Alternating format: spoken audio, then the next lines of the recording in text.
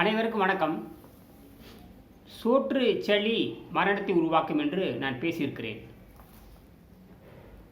வெங்கடேசன் என்கிற மாபெரும் விஞ்ஞானி கடந்த ஒரு 30 ஆண்டுகளுக்கு 35 ஆண்டுகளுக்கு முன்பாக உணவை தவிர்த்து பரிணாம அறிவியல் எப்படி வெல்வது, நோயை தன்னைத்தானே குணமாக்கிக் கொள்வது எப்படி, புறத்திலிருந்து வரக்கூடிய காயங்களுக்கு நாம் என்ன செய்ய வேண்டும், அகத்தில் ஏற்படுகின்ற காயங்களுக்கு என்ன செய்ய வேண்டும் என்று படிமுறை அறிவியல் அடிப்படையில் சிந்தித்து தன்னுடைய கொடிய நோய்களை குணமாக்கி காட்டினார்.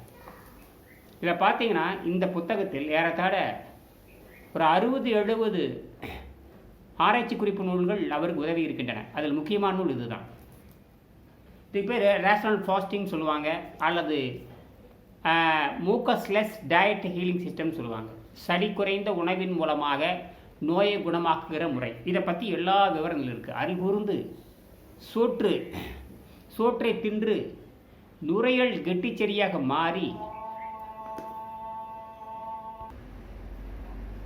அந்த சோற்று செடியிலிருந்து தப்பித்து நீங்கள் எப்படி முன்னேற்றம் காண முடியும்? இதற்கான ஒரு ஆதாரத்தை நான் இதில் காட்டுகிறேன். இதில் பார்த்தீங்கன்னா பேஜ் நம்பர் 59 59ஆம் பக்கத்தில் இதை எடுத்து விரிவாக பேசியிருக்கார். வெங்கடேசன் என்கிற மாபெரும் விஞ்ஞானி பேசியிருக்கார். எல்லா இந்த விலங்கு பருவத்துக்கு சொல்லக்கூடிய உணவுகளை சொல்லுகின்ற முண்டங்கள் தான் உலகெங்கும் இருக்கிறார்கள். நான் தனி ஒருவனாக இருந்து இதை பேசி கொண்டு வருகிறேன். துணிச்சல் இருக்கிறவங்க யாருக்கு வேணாலும் நீங்கள் அனுப்பலாம். இதை நான் விண்வெளித்துறையிடம் நான் கொடுத்துருக்கேன், தமிழ் வளர்ச்சித்துறையிடம் கொடுத்துருக்கேன். இதன்படி நீங்கள் என்னை ஆராய்ச்சி செய்ய முடியும். ஒரு பரிணாம அறிவியல் அடிப்படையில் சிந்திக்க வேண்டும். பரிணாம அறிவியல் என்பது கிழக்கு நாட்டுக்கு புதிதல்ல, அது பழையது. புல்லாகி பூடாகி, புல்லிலிருந்து தோன்றியதான் மனிதனாக மாறி இருக்கிறது. கல் தோன்றி தான் மற்றதெல்லாம் தோன்றி இருக்குது இல்லையா? ஆக கல் தோன்றி அங்கே மனிதர்கள் தோன்றி இருக்கிறார்கள். கல் தோன்றிச்சுனாவே அங்கே எல்லா விலங்குகளும் தோன்றி இருக்கும். இந்த கல்லுங்கிறது மழையை குறிக்கிறது. கல்லுன்னு நாம் என்ன நினச்சிட்டு இருக்கிறோம்? பாதிக்கு போடுற கல்லுன்னு நினச்சிக்கிட்டு இருக்கிறோம். இப்படித்தான் நாம் சுருங்கி போயிருக்கிறோம். வேர்ச்சொல் ஆராய்ச்சி பண்ணாதனால நம்ம ஏற்பட்ட சிக்கல் இருக்குது. இப்போ நான் உலகத்தினுடைய கொடிய நோய்களிலிருந்து தப்பிப்பதற்கான எளிய பயிற்சி முறை. ஆக நாம் இது என்ன செய்யணும்னு கேட்டிங்கன்னா, அதாவது எந்த மருத்துவனாவது ஒரு ரோசம் உள்ள, அதாவது தமிழ் மருத்துவர்கள் அல்ல ரோசம் உள்ள ஆங்கில மருத்துவர்கள், ரோசம் உள்ள அல்லது அலோபதி மருத்துவர்கள், ரோசம் உள்ள அல்லது ஆயுர்வேத மருத்துவர்கள், சைன மருத்துவர்கள், இது மாதிரி நூற்றுக்கணக்கான மருத்துவ முறைகள் உலகெங்கும் இருக்கின்றன. ஆனால் எல்லாமே 3 வகையில் அடங்கி விடுகின்றன. எல்லாமே மருந்துகள் கொடுக்குற பயிற்சி, அப்புறம் மாத்திரைகள் கொடுக்குற பயிற்சி, அப்புறம் மூலிகைகள் கொடுக்குற பயிற்சியோடு தான் அடங்குது. அதாவது total reliance on pills medicines herbals cures merely perpetuate the problem by suppressing the symptom. இதுதான் விஷயமே. Total reliance on pills potions medicines or herbals cures merely perpetuate the problem by suppressing the symptom. இதுதான் basic. இதை சொன்னவரே அமெரிக்க மருத்துவர் தான், doctor Richard சாமியஸ் என்பவர் தான் இதை சொன்னார்.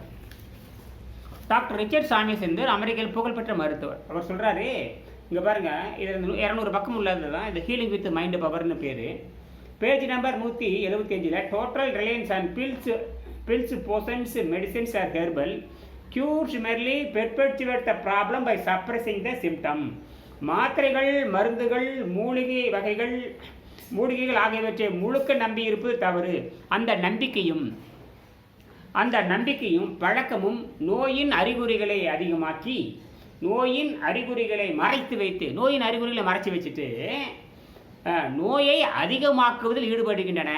அப்போ மருந்துகள், மூலிகைகள், மாத்திரைகள் எதுவாக இருந்தாலும் நோயின் அறிகுறிகளை மறைத்து வச்சிடும். நோயின் அறிகுறிகளை தான் மறைத்து வைக்குமே தவிர நோயை குணமாக்காது என்று சொல்கிறது ஹீலிங் வித் மைண்ட் பவர். மனதை வைத்துக்கொண்டு ஆரோக்கியத்தை தருகின்ற முயற்சி இது. மனதை வைத்துக்கொண்டு நமக்கெனாவே மருத்துவம் செய்வது எப்படிங்கிறது தான் விஷயமே. அதைத்தான் வெங்கடேசனுங்கிற கிட்டத்தட்ட 35 வருஷத்துக்கு கூட சொந்த உடலை ஆராய்ச்சி பண்ணி கண்டுபிடிச்சி உலகத்துக்கு கொடுத்துருக்காரு. ஆனால் தமிழ் கூறும் நல்லுலகம் புறக்கணிக்கிறது. யார் தமிழை புறக்கணிக்கிறார்களோ, யார் தமிழை ஆராய்ச்சி பண்ணலையோ அவங்கள வீணாக போயிடுவாங்க இருக்குது. இப்போ உலகம் எங்கும் சாவுமணி எடுத்து கொண்டு இருக்கின்றன. இந்த பயிற்சியை கற்றுக்கொண்ட அது அகத்தூய்மை செய்யணும். நடுநாக்கு நீட்டினா காலையில் எந்திரிச்சு பார்த்தா வாயில் பிணவாழ வரக்கூடாது. காலையில் எந்திரிச்சு பார்த்தா மூக்கில் கோலை இருக்கக்கூடாது. காலையில் எந்திரிச்சு கூட இது வரக்கூடாது. நாற்றத்தோடு பல்லு விளக்குற நிலைக்கு இருக்கக்கூடாது. மலம் கட்டிய வாடகை எடுக்கக்கூடாது. சிறுநீர் கொடிய நாற்றம் இருக்கக்கூடாது. இதெல்லாம் இருக்காது இந்த பயிற்சி செய்கிறவங்களுக்கு. புரியுதுங்களா? இப்போ புரியுதா? இதுதான் 7ஆம் அறிவு மருத்துவம். இதை கற்றுக்கலைன்னா தமிழ்நாட்டு மக்களை ஒருத்தரையும் காப்பாற்ற முடியாது. தமிழ்நாட்டு மக்களையே காப்பாற்ற முடியாத பொழுது உலகத்தில் ஒருவரும் தப்பிக்க முடியாது என்று புரிந்து கொள்ள வேண்டும். புரியுதுங்களா? இதற்கு ஆதாரம் அந்த மாதிரி இந்த பக்கம் 200 பக்கம் உள்ள புத்தகம் உலகத்துக்கு ஆராய்ச்சி தரக்கூடிய நூல் இது. இவர் ஜெர்மனியில் பிறந்தார். மருத்துவம் பண்ணது பூரா அமெரிக்காவில் கிட்டத்தட்ட பார்த்தீங்கன்னா 100 ஆண்டுகளுக்கு முன்பாக. இவர் சொல்கிறார் எல்லாமே இயற்கை சட்டத்துக்கு உட்பட்டு தான் நடக்குது அப்படிங்கிறார். ஆனால் இங்கே அத்தனை இயற்கையை குளிதோண்டி புரைத்து விட்டார்கள் மேற்கு நாட்டு சித்தாந்தவாதிகள். அதை படிச்சுக்கிட்டு இங்கே தமிழ் மருத்துவர்களும் முடிக்கிறாங்க. இதை படிச்சுக்கிட்டு இந்தியாவை சேர்ந்த ஆயுர்வேத மருத்துவர்களும் முடிக்கிறாங்க. இதை படிச்சுக்கிட்டு இந்தியாவை சேர்ந்த யுனானி மருத்துவர்களும் முடிக்கிறாங்க. ஏன்னா எல்லாரும் சோத்து முண்டங்களும் மாறியாச்சு. ஆக இங்கே வாய் என்பது சுவை அடிப்படையாக கொண்டதை தவிர இங்கே அரைக்கிற இயந்திரம் அல்ல என்று புரிந்து கொள்ள வேண்டும். அதை தின்னு இதை திங்கிறதுக்கு எவையான் பணம் கொடுக்கறதுக்கு? திங்கிறது யாரு கூடி செய்கிறது? நீ பாதாம் பருப்பு தின்னு, பிஸ்தா பருப்பு தின்னு, அக்ரோட் பருப்பு தின்னு, 1 கிலோ நெய் சாப்பிடுன்னு சொன்னீங்கன்னா மாதத்துக்கு ஒரு ஆளுக்கு 20,000 பணம் வேணும். எங்கே போகிறதாக? உடம்புக்கு சக்தி எங்கே இருந்து வருகிறது தான் கேள்வி. உடம்புக்கு சக்தி காற்றில் இருக்கிற நைட்ரஜனை புரோட்டீனாக மாற்றுகிறது, காற்றில் இருக்கிற ஆக்சிஜனை ஆற்றலாக மாற்றுகிறது, விண்வெளியிலிருந்து வரக்கூடிய நட்சத்திரத்தில் வந்தக்கூடிய அந்த ஒளிக்கற்றைகள் நமக்கு காமா கதிர்கள் ஆற்றலை தருகிறது என்று புரிந்து கொள்ள வேண்டும். இதற்கு இந்த மருத்துவம் தான் இறுதி மருத்துவம். இதை கற்றுக்கலைன்னா அத்தனை பேரும் சுடுகாடாகிறது நிச்சயம். ஆகையினால இந்த நூலையாவது குறைஞ்சபட்சம் தமிழ் மருத்துவம் வாங்கி படிங்க. இந்த நூலையாவது கொஞ்சம் ஆங்கில மருத்துவம் வாங்கி படித்து தொலையுங்க. ஏன் உயர வாங்குறீங்க எல்லாத்தையும்? இதில் பார்த்தீங்கன்னா ஆரோக்கியம் என்பது நேரடியாகவும் மறைமுகமாகவும் உணவே ஆரோக்கியம் என்பது நல்லா புரிஞ்சுக்குங்க. விட்டலிட்டி does not depend primarily and directly upon food.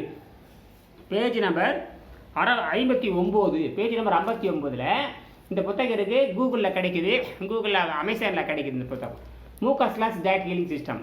இது பார்த்தீங்கன்னா 59வது பக்கத்தில் இந்த இடத்துல இருக்குது. என்ன சொல்கிறாங்கன்னா, ஆரோக்கியம் என்பது vitality does not depend primarily and directly upon food but rather from the fact of how far and how much the function of the human engine is obstructed, clogged up by the obstruction of mucus and toxin. மூக்கசங் அதாவது சளியாலும் நச்சுத்தண்ணியாலும் இந்த இயந்திரம் எந்த அளவுக்கு அடைபட்டு இருக்கிறதோ அந்த அளவுக்கு தான் இந்த இயந்திரம் செயல்படுங்கிறார். அப்போ எந்த அளவுக்கு சளியாலும் நச்சுத்தன்மையாலும் அடைபட்டு இருக்குன்னு சொன்னால் இவர் சொல்கிறாரு, இப்போ சளியாலும் நச்சுத்தன்மை எந்த அளவுக்கு இந்த உடம்பு அடைபட்டு இருக்கிறது, எந்த அளவுக்கு இதுக்கு நிரப்பப்பட்டு இருக்கிறது, அந்த அளவுக்கு இயந்திரம் இயங்குகிறார். Human bodies are machine with water used as a lubricating and cleaning ஏஜென்ட்டுங்கிறார். சரிங்களா? இதை விட்டுருங்க, நேராக நான் இங்கே வர்றேன். அப்போ இந்த சோற்றுச்செடி மரணத்தை உருவாக்கும் என்பது யாருக்கும் தெரியலையா? சோற்றுச்செடி காமாலை உருவாக்கும், சோற்றுச்செடி கல்லறை உண்டாக்கும், சோற்றுச்செடி இரத்தத்தை கெடுக்கும், சோற்றுச்செடி நுரையீரலை கெடுக்கும், சோற்றுச்செடி சிறுகுடலை கெடுக்கும், சோற்றுச்செடி பெருங்குடலை கெடுக்கும், சோற்றுச்செடி இனப்பெருக்க மண்டலத்தை கெடுக்கும், சோற்றுச்செடி தோல் மண்டலத்தை கெடுக்கும், சோற்றுச்செடி நரம்பு மண்டலத்தை கெடுக்கும், சோற்றுச்செடி இரத்த மண்டலத்தை கிடைக்கும், சோற்றுச்செடி சதை மண்டலத்தை கெடுக்கும், சோற்றுச்செடி நுரையீரல் மண்டலத்தை கெடுக்கும். பார்த்தீங்கன்னா ஸ்டிக்கி மூக்கஸ்ங்கிறார். ஸ்டிக்கி மூக்கஸ்னால் ஒட்டுகின்ற பசை. நீங்கள் ஃபெவிகால் பசை, சிலிக்கான் பசை பார்த்தீங்கன்னா ஜவ்வு மாதிரி இருக்கும். நல்லா பிடிச்சிருச்சுன்னா அப்புறம் அவ்வளவுதான். நீங்கள் அனபாண்டு மாதிரி ஒன்றுமே பண்ண முடியாது. நீங்கள் திங்கிற உணவெல்லாம் ரத்தத்தில் போய் சேருது. ரத்தம் என்ன பண்ணுதுன்னா நேராக நுரையில் கொண்டு எல்லாம் தள்ளி விட்டு போயிடுது. அப்போ நுரையில் பூரா சடியாக மாறுது. சடியாக மாறி ஒட்டுகின்ற பசையாக மாறி இறுக்கி பிடிச்சிக்குது. 72 மணி நேரத்தில் நாம் தப்பிக்க முடியும். புரியுதுங்களா? நீர் மருத்துவம் அல்லது கீரை மருத்துவம் அல்லது கீரைச்சாறு மருத்துவம் அல்லது காய்கறிச்சாறு மருத்துவம், அது மாங்காய்ச்சாறு மருத்துவம் அல்லது நெல்லிக்காய்ச்சாறு மருத்துவம், மாலையில் ஒரு வேளை வேக வைத்த கீரை அல்லது அவுள் போட்ட அன்னப்பதை தூய்மை செய்கின்ற மருத்துவம். இதை தொடர்ந்து செஞ்சுட்டு வரணும். உணர்வு தாங்க செய்யணும். மயக்க நிலையில் இருக்கிறவன் இறந்து தான் போகணும், வேறு வழியே இல்லை.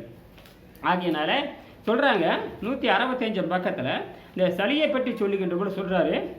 9 வகையான உணவை சொல்லுகிறார். அதில் மிக கொடுமையான உணவுன்னு பார்த்தீங்கன்னா எதுன்னு கேட்டால் அரிசின்னு சொல்கிறார்.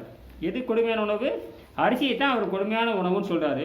165 பக்கத்தில் 165 பக்கத்தில் இருக்குது.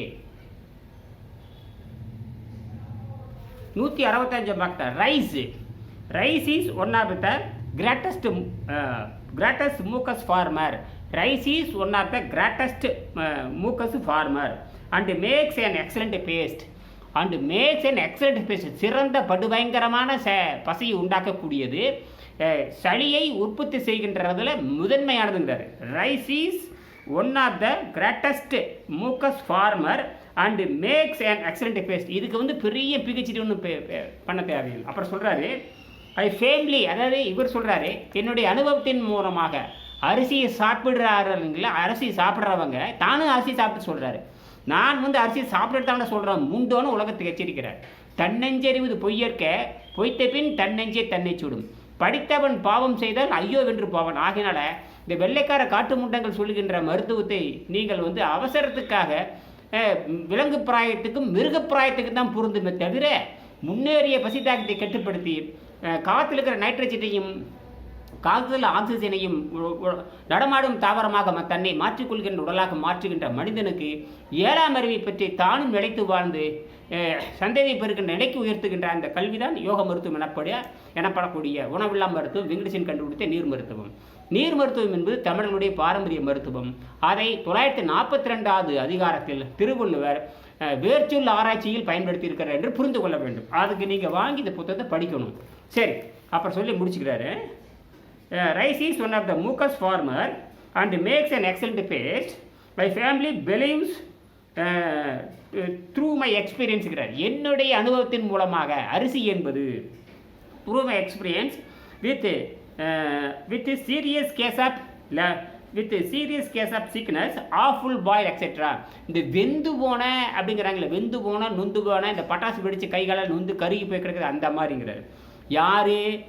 என்னுடைய அனுபவத்தின் அடிப்படையில் வெந்து போன நொந்து போன உடலை போல அப்படிங்கிறார். அதாவது I firmly believe through my experience with serious case of sickness ப்ராக்கெட்டில் awful boils et cetera. Awful boil என்ன? வெந்து போன கொடுமை. ஆஃபுல்னா AWFUL புரியுதுங்களா? ஆஃபுல் பாயில் BOILS பாயில்ஸ் புரியுதுங்களா? சரி, ஆஃபுல் பாயில்ஸ் எக்ஸெட்ரா இந்த மாதிரி கொடுமையான அர்த்தம் புரியுதுங்களா?